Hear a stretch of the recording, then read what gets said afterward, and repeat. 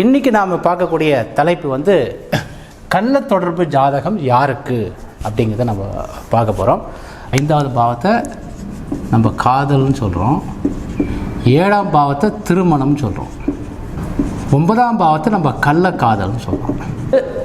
ஒரு பாவத்துக்கு 11வது பாவங்கிறது அதனுடைய முன் பரிமாணத்தை குறிக்கும். திருமணத்துக்கு முன்னாடி இருக்கிற பகுதி வந்து திருமணத்துக்கு முன்னாடி பண்ணக்கூடிய விஷயங்கள் வந்து காதல்னு சொல்கிறோம். திருமணத்துக்கு பின்னாடி அதே காதல் வரும்போது அதை கள்ளக்காதல் அப்படின்னு சொல்கிறோம், அல்லது 2வது திருமணம் அப்படின்னு எடுத்துக்கலாம். அப்போ இதுதான் மேஜர். 5வது வீடு, 7வது வீடு, 9வது வீடு, அதுக்கப்புறம் 3வது வீடு அதுக்கு காரணம். ஏன்னா 7வது வீடு என்பது ஜாதகருடைய 7வது வீட்டுக்கு இது 9வது வீடு வந்து 3வது வீடாகுது இல்லையா. அதாவது 9வது வீடுங்கிறது ஒருவருடைய கள்ளக்காதல், 2வது திருமணம் அப்படின்றத குறிக்கும். அதேமாதிரி 3வது வீடு என்பது 7க்கு 9வது வீடாக வரும்.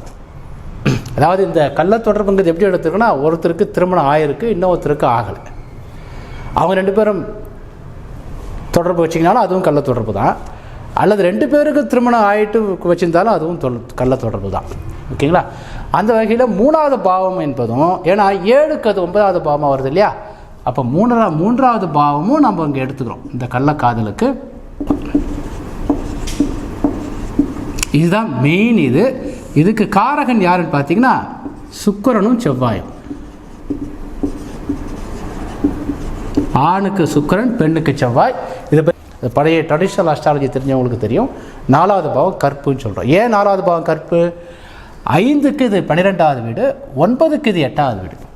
அதாவது ஒரு சிஸ்டமேட்டிக் அறிவுபூர்வமாக, அதாவது 5, 9 என்பது உணர்ச்சி வசப்படுதல்னு போயிடும். அப்போ ஒற்றைப்படை பாவத்தில் நாம் பிரச்சனைக்குரிய பாவங்கிறது 5, 9 தான். ஏன்னா ஒரு மனிதன் உணர்ச்சி வசப்படும் போது எடுக்கக்கூடிய நடவடிக்கைகள் அவனுடைய பொருளாதாரத்தை குறைக்கிறது. ஏன்னா இந்த 6, 10 என்பது இந்த 2, 5, 9ங்கிற 6, 10ங்கிற வீட்டுக்கு 12வது வீடு. 6, 10 கர்மான்னு சொல்லுவோம். இதுக்கு பேர் கர்மா. இப்போ இதே ஜாதகத்தில் மெஜாரிட்டி ஆஃப் பிளானட் வந்து 4வது வீட்டை தொடர்பு கொண்டா அவங்க நல்ல கற்பு நெறி தவறாத நபர்களாக இருப்பாங்க, வேறு கள்ள தொடர்புகளாக இல்லாத நபர்களாக இருப்பார்கள், மனசு சலனப்படாத நபர்களாக இருப்பார்கள். அதாவது நிறைய பிளானட் 4வது வீட்டை தொடர்பு கொண்டா.